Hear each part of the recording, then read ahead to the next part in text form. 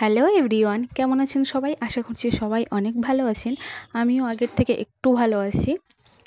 Doctor দেখিয়ে এসেছি, আবার ওষুধপালা দিল, ওই প্রত্যেক মাসেই একই সিস্টেম।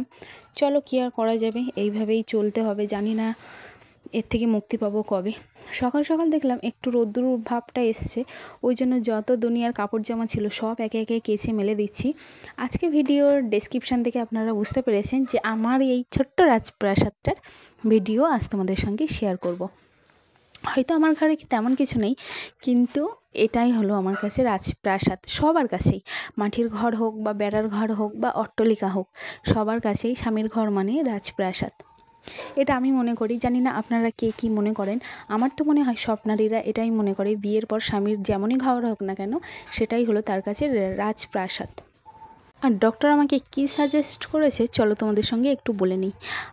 আবারও একটা সিটি স্ক্যান করাতে বলেছে। যদি দেখা যায় যে শিরাটায় আমার আঘাত লেগেছিল, সেই শিরাটার মানে ওষুধ খেয়ে কোনো পরিবর্তন না হয়, তাহলে হয়তো একটা মাইক্রো সার্জারির দ্বারা অপারেশন করাতে হবে। ঠাকুরের কাছে তোমরাও একটু প্রার্থনা করো আমার যেন সেটা কখনোই না করাতে হয়, যেহেতু আমার কোলে 1 বছরও এখনও বয়স হয়নি আমার দুষ্টুর। ওর কি হবে বলো তো? ও আমার কাছে ছাড়া একটুও খায় না। যেহেতু আমার ছেলেটারও একটু সমস্যা আছে, সবাই ওকে খাওয়াতেও পারে না। আমার ছেলেটার ওই শ্বাসনালীর সমস্যা, মানে গোটা জিনিস তো খেতেই পারে না, আবার কারোর হাতেও খেতে পারে না। মানে বুঝে শুনে অনেক মানে করে তারপরে ওকে খাওয়াতে হয়, সেটা আমি ছাড়া কেউ পারে না। আর আমাদের বাড়িতে তো কেউ সাহসই করে না যে আমার ছেলেকে একবারের খাবারটা খাইয়ে দেবে।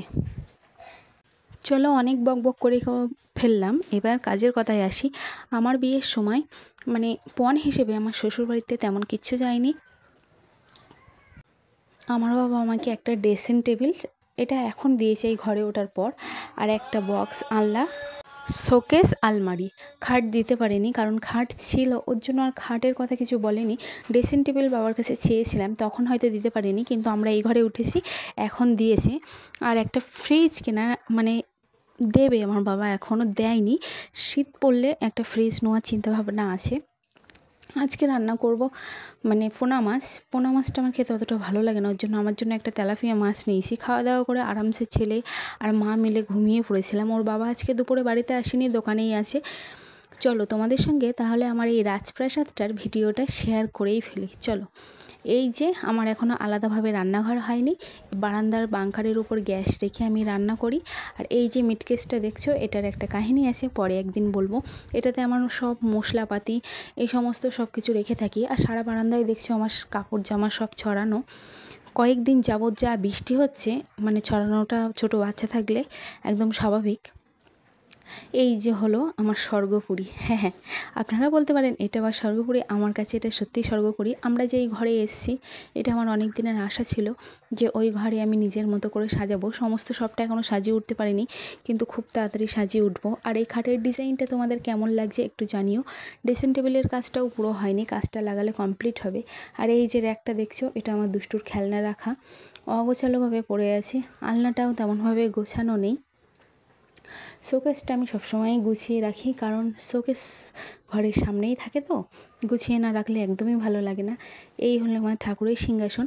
ঠাকুরের সিংহাসনটাও এখনও রং করা হয়নি, আস্তে আস্তে সবই করব।